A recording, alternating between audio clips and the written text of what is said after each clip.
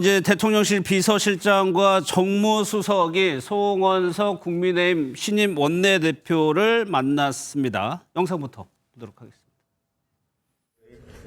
취임 축하드린다고. 아유, 고맙습니다. 실장님이 어려워서.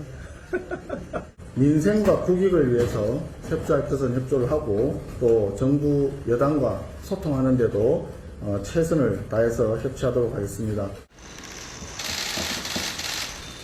네, 당첨자 전원. 더불어민주당은 이제 집권 여당입니다. 국정의 책임 있는 동반자로서 성과로 말하고 실천으로 증명하겠습니다.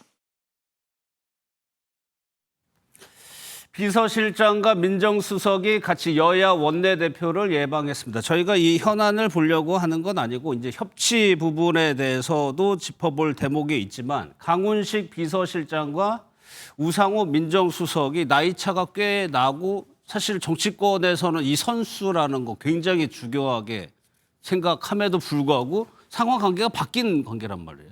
그렇죠. 예.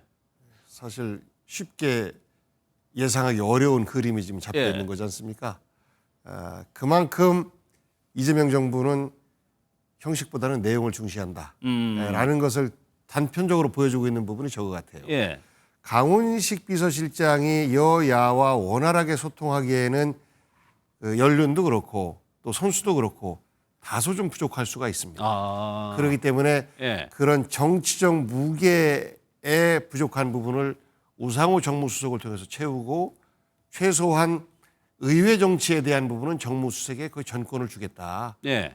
메시지가 저기에 들어가 있는 것 같습니다. 그래서 비서실장 입장에서는 국회 또 여야의 협치 문제는 정무수석을 믿고 맡기고 예. 그다음에 정무수석 입장에서는 본인에게 전권이 주어졌다라고 하면 다양한 그림들을 만들어낼 수가 있는 거거든요. 예. 그런데 이것이 결제하는 라인이 비서실장을 통과하고 그다음에 대통령 통과하고 그러려다 보면 예. 실제 일을 하기가 굉장히 어렵거든요. 그런데 이 그림을 보면 우상호 정무수석에게 여야 협치와 국내 정치의 모든 것들에 대한 조율사를 해달라라는 의미가 저 안에 들어가 있는 것 같아요. 그렇기 때문에 예. 그러한 조건 속에서 정무수석을 하겠다라고 받아들이지 않았나 싶고요.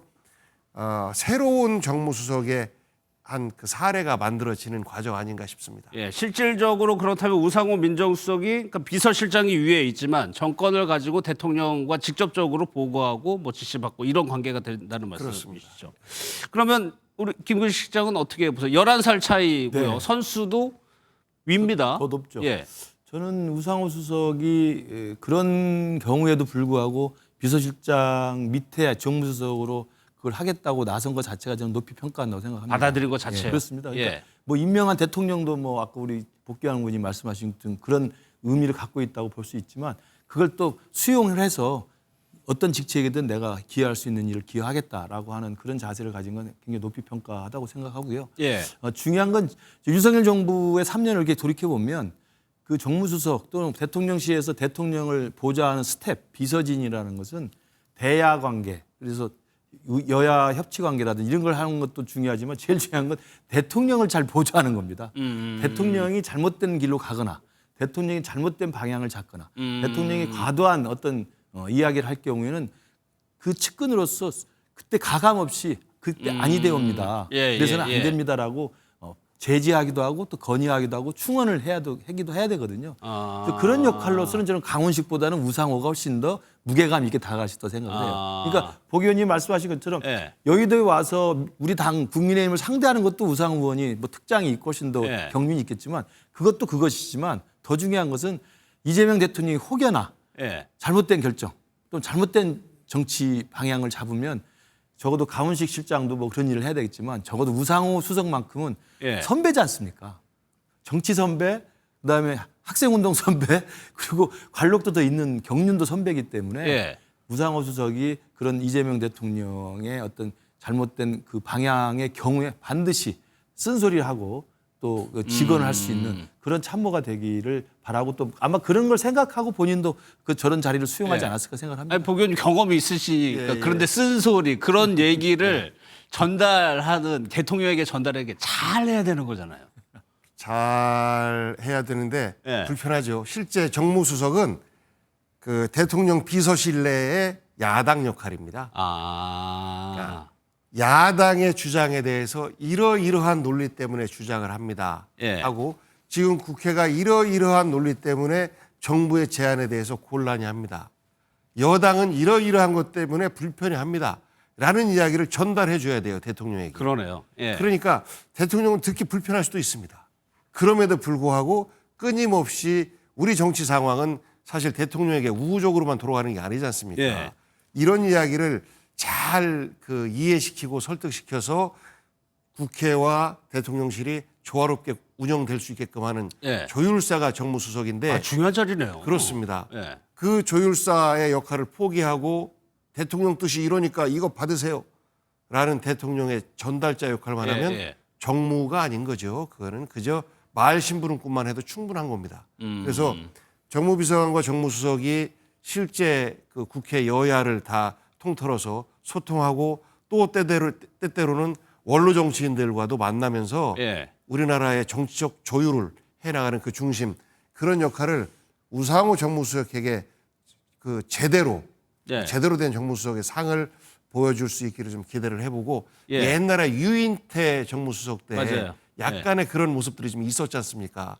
쓴소리를 하는 정무수석. 예. 마찬가지로 우상호 정무수석은 그런 역할 이상을 해낼 수 있지 않을까 이렇게 기대합니다. 예. 그래서 과거에는 정무장관이라고까지 급을 올리기도 했었죠. 그러면 우상호 수석이 어떤 사람이었는지 어떤 경력을 밟아왔는지 한번 짧게 살펴보겠습니다. 영상부터 보겠습니다.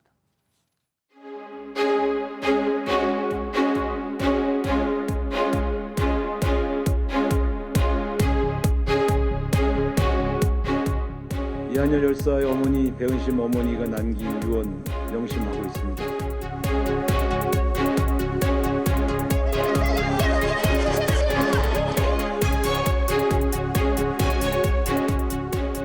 정무수석의 역할은 이런 민심 또 야당의 의견까지를 포함해서 여과 없이 대통령에게 전달하는 것이 제 임무라고 생각하고 있고요. 대통령님의 견해도 한번 들어보도록 하겠습니다. 86 운동권의 그야말로 대표 주자죠. 그리고 우상호 수석을 얘기할 때 김근실 참 이한열 열사를 꼭 빼놓고 얘기를 합니다. 그렇죠. 그러니까 87년 6월 항쟁 그리고 우리 시청자분들도 1987이라는 영화를 다 봤습니다만 거기에 연세대 총학생회장이었고요. 당시에 그 6월 항쟁을 이끌었던 전대협 부의장이었습니다. 그때 전대협의 의장은 고대 총학생회장이었던 이인영 전 맞아요. 의원이었고요. 예. 이인영 의원이고요. 그래서 저는 그런 면에서 보면 우상호 이 정무수석이 운동권 386 이른바 지금 586이지만 그 민주당의 정통 젊은 피로 수혈됐던 운동권 그룹의 핵심 선배로서 역할을 좀 자리를 갖고 있거든요. 예. 거기에 이제 김민석 의원도 사실 거기에 포함이 돼 있는 것이고요.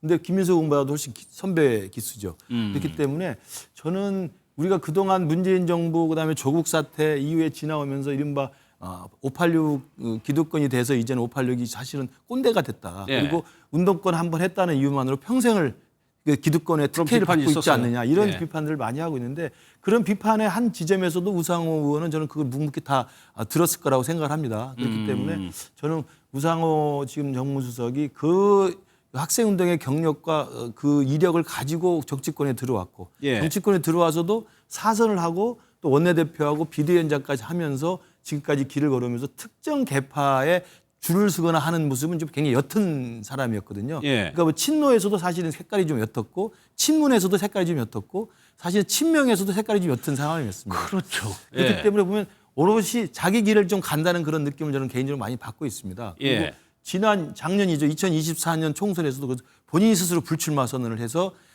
당시 민주당의 비대위원장 하면서 민주당의 586이 이제는 좀 전면적으로 반성하고 좀 물러나야 된다는 그런 메시지를 국민들한테 보여주는 사람이었거든요. 예. 저는 그래서 상당히 전 개인적으로 좋게 봅니다. 그리고 저도 개인적으로 압니다만 이렇게 사람들과 소통할 때도 리더십이 상당히 좀 대등한 방향의 소통을 많이 하는 사람이고요. 그래서 권위적이지 않고. 예. 저는 그래서 상당히 정무수석으로 이재명 대통령이 발탁한 것도 잘했고 그리고 또 정무수석으로서 역할을 할 때 정말 제발 여야 협치 또 정치가 예. 복원되는 여의도 정치가 살아난 그런 어떤 제대로 된 정무수석 역할을 하기를 또 예. 기대하고 또 희망을 가져봅니다.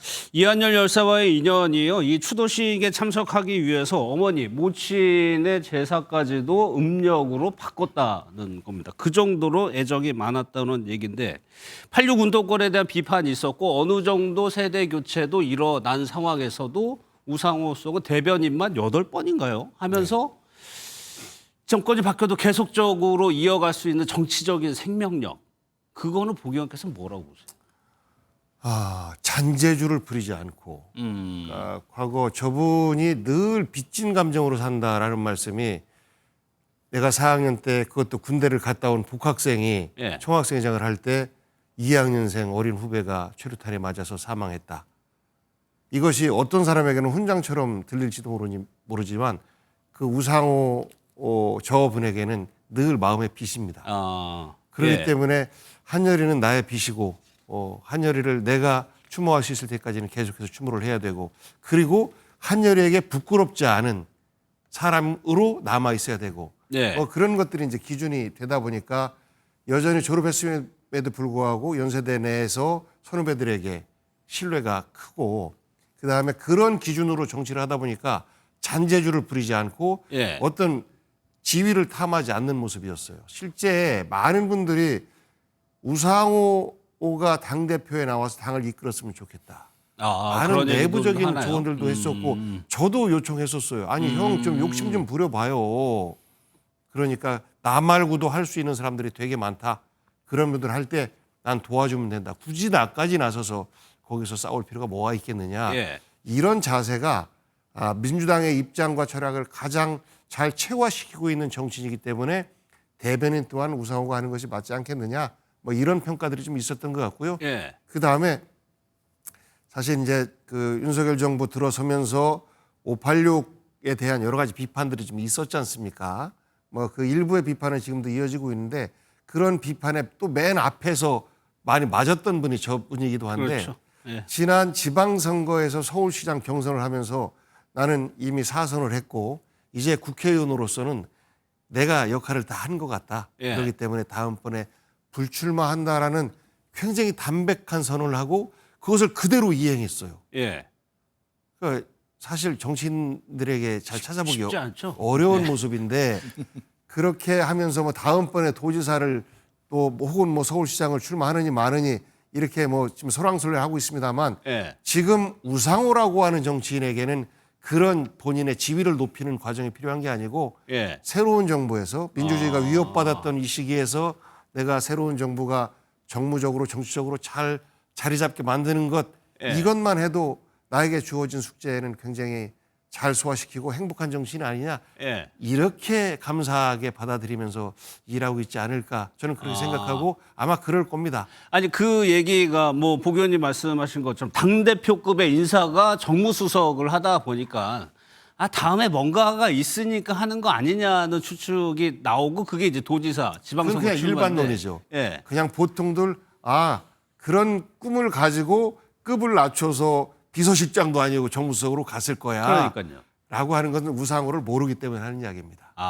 우상호는 그렇게 재고 예. 미래를 재면서 한 발 한 발 나아가는 그런 분이 아니고 그저 담백하게 이것이 옳기 때문에 이것을 해야 한다라는 예. 선택을 하는 분이시기 때문에 일반적인 정치인들의 선택을 우상호에게 그대로 적용시켰다가는 그것은 낭패보기 십상이다라는 말씀드립니다. 알겠습니다. 야당의 목소리를 대통령에게 전달하는 역할이라는 점이 좀 인상적이네요.